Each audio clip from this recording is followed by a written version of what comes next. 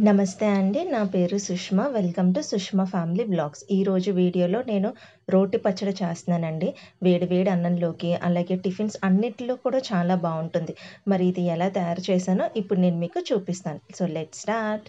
ముందుగా స్టవ్ వెలిగించి కడాయి పెట్టి అందులో నూనె వేసుకొని, నూనె వేడయిన తర్వాత కట్ చేసి పెట్టుకున్నటువంటి పచ్చిమిర్చి ముక్కలు వేసి దోరగా ఫ్రై చేసుకోండి. అలాగే ఒక వంకాయ కూడా తీసుకొని కట్ చేసి ఇందులో వేయండి.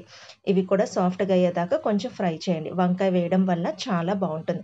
అలాగే టమాటా ముక్కలు కూడా వేసి, ఉప్పు వేసి ముక్కలకి అన్నిట్లికి బాగా పట్టేలాగా ఒకసారి బాగా కలిపి ఫ్రై చేసుకోండి.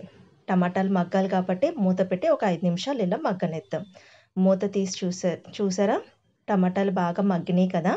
ఇవి కొంచెం చల్లారనివ్వాలి.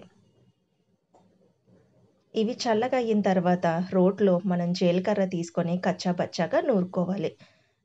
ఇలా నూరుకున్న తర్వాత మనం ముందుగా ఫ్రై చేసుకున్నటువంటి ఈ టమాటా ఉంది కదండీ! అది కొంచెం కొంచెం వేసుకుంటూ రుబ్బుకోవాలి.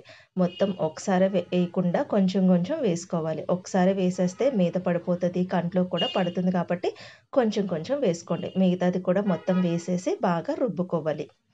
ఇలా రుబ్బుకున్న తర్వాత ఒక 4, 5 వెల్లుల్లిపాయలు వేసి దంచుకోవాలి.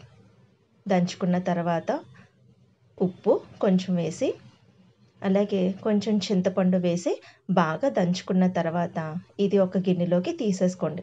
కట్ చేసి పెట్టుకున్నటువంటి ఉల్లిపాయల ముక్కలు వేసి కచ్చా బచ్చాగా దంచండి. మీరు ఉల్లిపాయలు లేకుండా మీరు మామూలుగా అలాగైనా తినొచ్చు, లేదా ఇలా ఉల్లిపాయ అయినా తీసుకోవచ్చు. ఇలా దంచుకున్న తర్వాత మనం ముందుగా రుబ్బుకున్నటువంటి ఈ టమాటా ఉంది కదండీ! కొంచెం కొంచెం వేసుకుంటూ రుబ్బుకోవాలి. దీనికి తాలింపు ఏం అవసరం లేదండి. డైరెక్ట్‌గా ఇలా మనం అన్నంలోకి, టిఫిన్స్‌లోకి అన్నిటిలోని కూడా తినేయొచ్చు. సో, ఇది మీకు నచ్చిందని అనుకుంటున్నారు. మీరు కూడా ఒకసారి ఇలా ట్రై చేయండి. నా వీడియో గనుక నచ్చినట్లయితే లైక్, షేర్, సబ్స్క్రైబ్ చేయండి. అలాగే నన్ను సపోర్ట్ చేయండి. Thank you for watching. Bye bye.